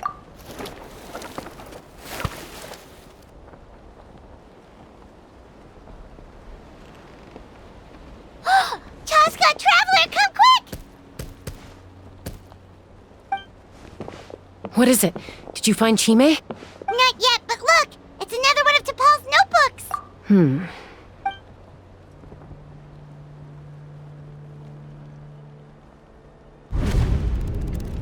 Log number 428. We decided to restart the experiments on phlogiston refinement, but without telling, this is the final obstacle to the success of the Phlogiston Wings project. We cannot fall at the last hurdle. Log number 436. Earlier today, suggested using Kukasaurs as an intermediary to extract refined phlogiston. It's certainly feasible, but anyway, as long as our secret experiment succeeds, I'm sure won't bring it up again. Log number 443. We will conduct the experiment tomorrow. But birthday is coming up, so hopefully we'll have a birthday surprise for her. Log number 444. Huh? Why is this log empty? I guess whoever wrote down the log number was prevented from recording the results. Log number 0. We lost many comrades in the accident. Among them are friends, lovers, and children. But we cannot stop now. We will keep their legacy alive and carry their dreams forward. As of today, we are scrapping the artificial refinement method. Instead, we will focus all our efforts on phlogiston extraction from live Kukasaurs. They are arrogant beasts whose existence in the wild serves no one but themselves. Their true worth lies in their sacrifice for the sake of human progress. To facilitate our operations, we will gradually move the airborne workshop closer to the Flower Feather clan, even as we continue to expand it. All this we do to create a world where the skies are for all of humanity to share. All this we do to make T'Pol's dream a reality. Given the way this is written, not to mention the fact that the numbering has started over from 0, it kinda sounds like this is someone new. Does that mean that T'Pol's already... There's also a letter tucked in the end of the notebook. It's from Puma.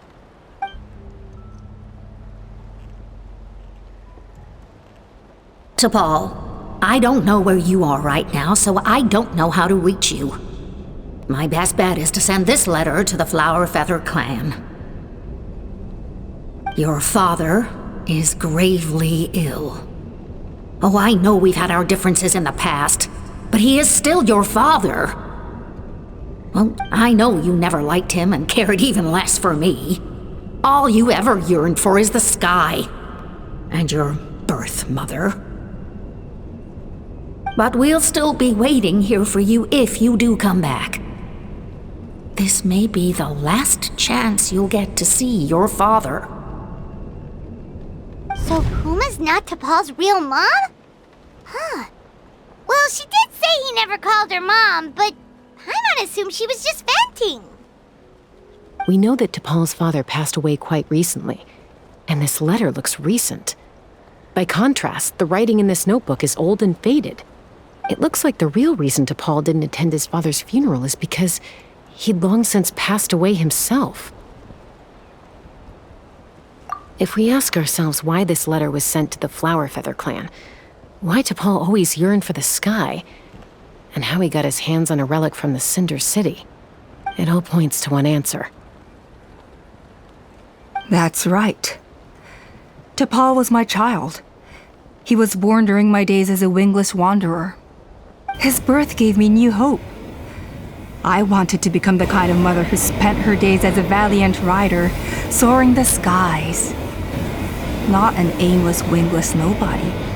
But his father wanted to settle down, to give his child a safe, sheltered life in his tribe. We fought about it constantly, until the love we once had for each other was gone. He started a new family, with another traveler who was also looking to return home. And I went back to the Flower Feather clan, alone. Opa? I had no idea that despite being raised among the children of echoes, my child still harbored dreams of the skies. Can you imagine, Chasca? The joy and surprise I felt when he showed up at my door, asking to join the flying trials. Or how proud I was when he said he wanted to prove his own worth, rather than relying on my position as elder. And then the anguish that overcame me when he was rejected by the Cucusaurs and became wingless, just as I had after my injury. You've got a lot of nerve showing your face here. Don't take this the wrong way, Chasca. I'm not here for a fight. I just want to talk. Isn't that your preferred way to resolve things? I trust you've learned of T'Pol's wish on your way here. A world where the skies are for all of humanity to share. If only his dream can be realized, no one will ever have to lose their wings again. Our aerial prowess will be greater than ever before. War will never again come at such a great cost. The loss of Koichi is a tragedy that need never be repeated. So tell me, Chasca, do you really wish to see the phlogiston wings forever grounded and gathering dust? Nothing you've said excuses all the conflict you've caused. You mean the argument back at the tribe? It was a necessary measure. Sometimes this is the only way to accelerate the pace of progress. Is a mother harming her children when she coaxes them into swallowing a bitter pill? Of course not. It is a brief moment of suffering for the greater good, and the child would come to understand this in due course. The phlogiston wings are that bitter pill. We will never progress as a tribe if we cling to the scraps the Cucusaurs offer us. Once the people have embraced the phlogiston wings, they will never look back.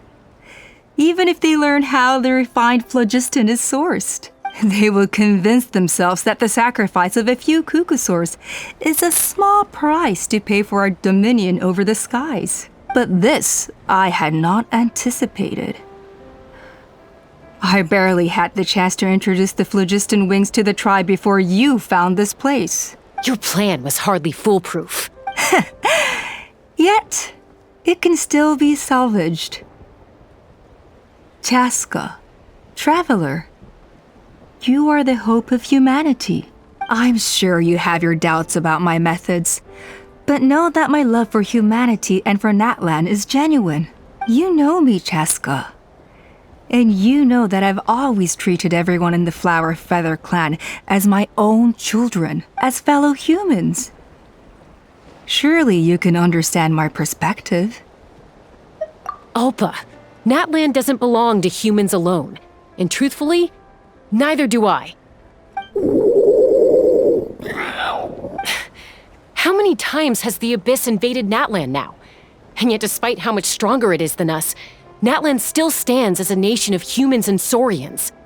Peace imposed by force will crumble in a matter of days, because social bonds are what hold a civilization together. Weren't you the one that taught me that? And yet you would break the bond we share with our saurian companions to take more power for ourselves? That's as stupid as hacking your own arm off to use it as a club. They are wild beasts, driven purely by instinct. How could they possibly understand human social bonds? How did someone like her ever become a writer? You overestimate them. They bow to the strong and shun the weak. That's all there is to it. They never gave Tepal a second glance when he was at his lowest, nor me when I returned injured from the Cinder City. It's all about survival of the fittest for them. Plain and simple. They obeyed me once I proved myself stronger than them, but the moment it serves them better, they'll abandon me in a heartbeat. You're wrong, Alpa. They only reject the wingless because they don't want to fly anyone to their death. Chasca, I will promise you this. Only the unruliest wild cuckosaurs will be used for phlogiston extraction. The ones who have nothing else to offer to humanity. Well, that's too bad, because I know a few unruly wild cuckosaurs who don't think that idea is gonna fly. Namely my mom, my sister, and me. And the others? To us, they're friends, family, even children. So if you want to put any of them in one of your cages, you're gonna have to go through us. Is that right? I knew you might be difficult to convince. Maybe this will change your mind.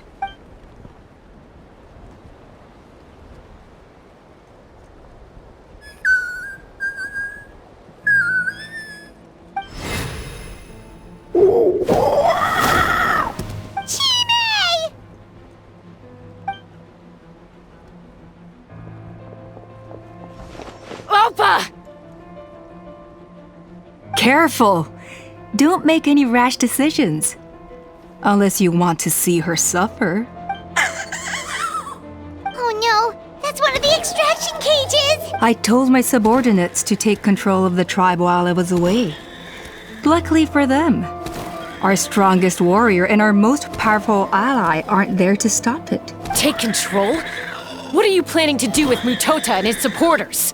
Merely accelerate their inevitable downfall. They cannot stand in the way of progress forever. It is not the move I wish to make, but I'm afraid you and your friends force my hand. And since you insist on imposing me too, I have no choice but to keep you here until the dust has settled. So that's what you meant by I just want to talk. You never intended to negotiate. You just wanted to stall us. No, Chasca. I genuinely hoped I could win you over. You are the strongest warriors we have. Put down your weapons, and I promise you that no harm will come to this young Saurian. I just need you to stay here for the next couple of weeks or so, while my people consolidate their power. Then, I will give her back to you, and you'll be free to leave. As long as the majority supports our vision, even the Pyro Archon cannot meddle in our internal affairs. Your vision is deranged, and the Flower Feather Clan will never support it. You sure about that? Then wait here and see. Time will tell. What do we do? Even if the whole tribe fights back, Mutota's in grave danger! Stop delaying the inevitable! Drop your weapons and get into the cages, now! She's still holding Chime hostage. Is there really no other way?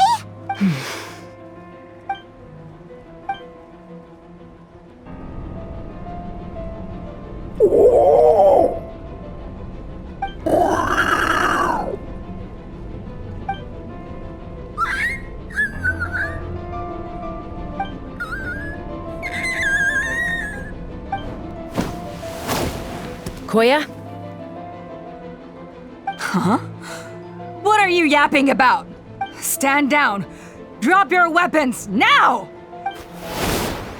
No! The relic!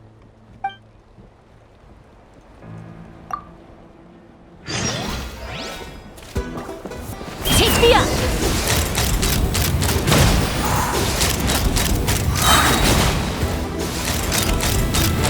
Give up, Alpa. We're negotiating my way now, and this ain't your strong suit. Just shut up! Hey, Ed! Something's up with this relic! Lockdown! Oh.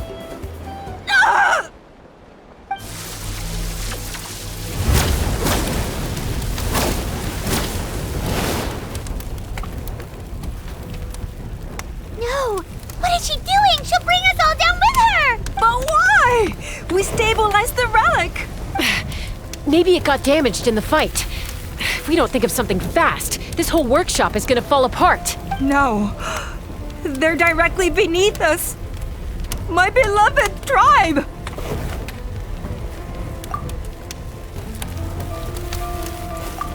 Okay. It's too powerful. This ain't a toy like last time. I don't think I can just throw it aside. But we need to get it far away before it explodes. Then the tribe will be safe, and so will this workshop. Koya, remember when we were kids?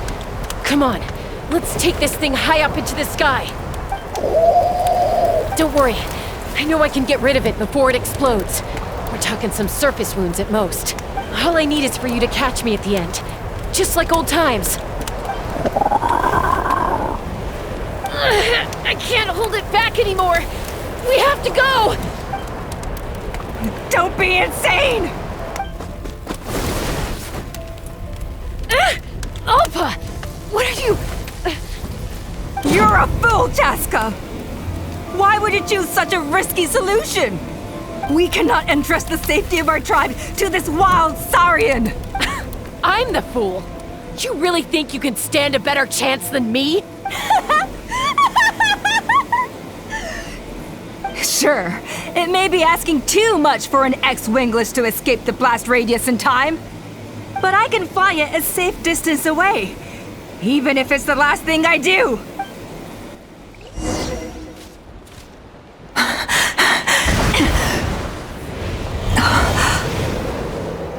Here, this should be high enough to save the clan.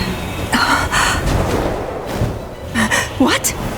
You don't get to die a hero today.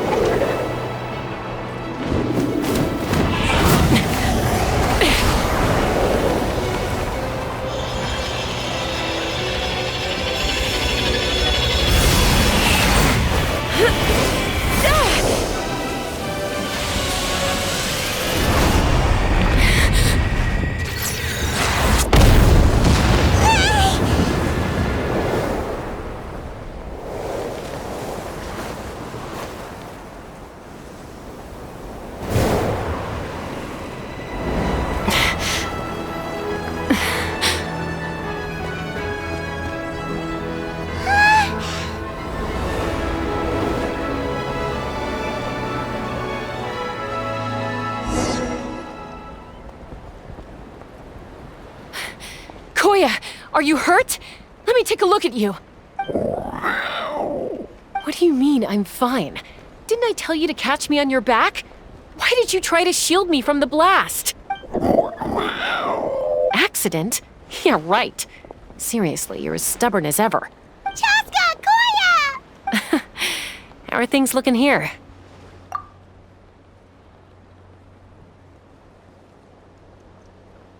I think that's putting it mildly. I owe you one. Again.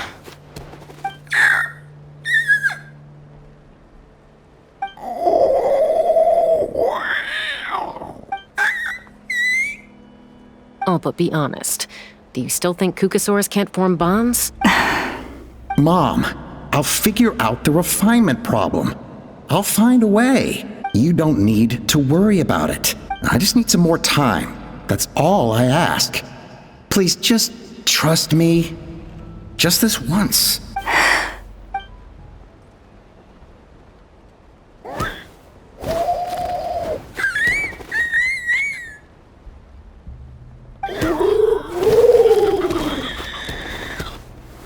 The Flower Feather Clan yield to the strong. And it's up to the winners to define what strength means. So it looks like it's my turn to yield. Koya! Koya!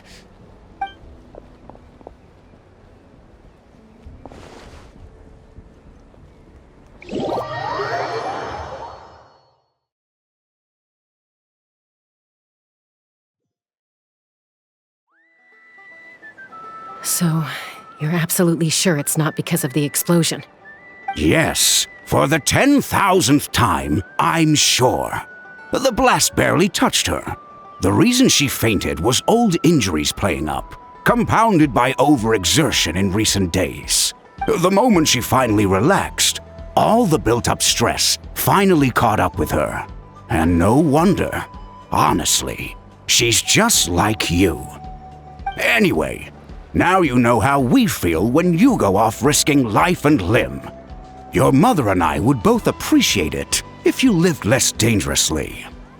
You know she wrote to me from the Masters of the Nightwind, just to scold me for not doing enough to keep an eye on you. If she wasn't so busy with work, you can bet she'd come back here and chew us both out in person. I'll find an opportunity to apologize to her. I promise.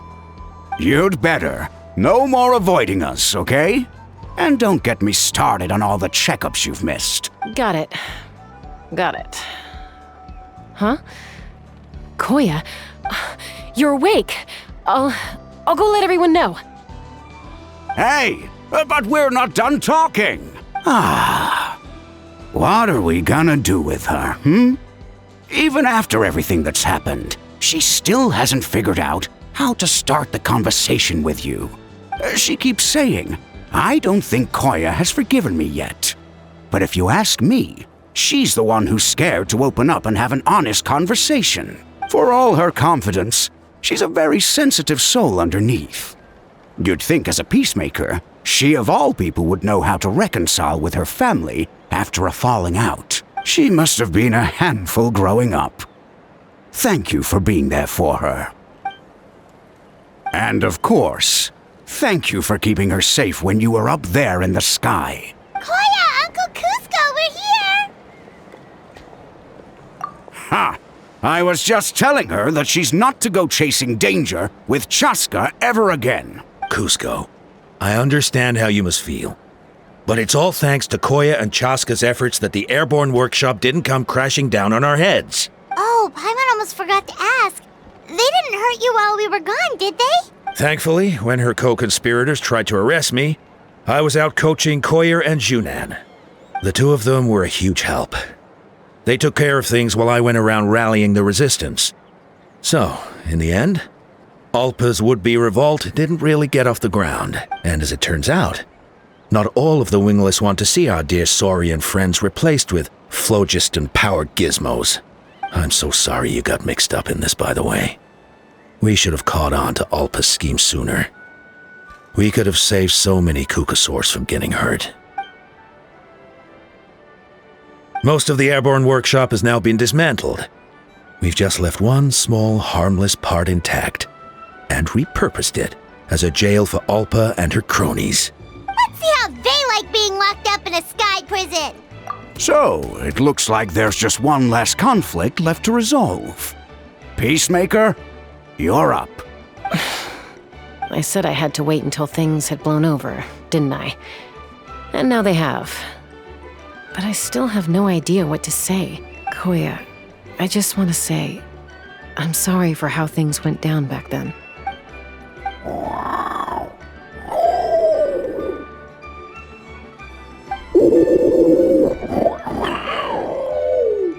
Huh? Does this mean you're not mad at me anymore? There's that family likeness coming through again. But that day, when we ran into each other.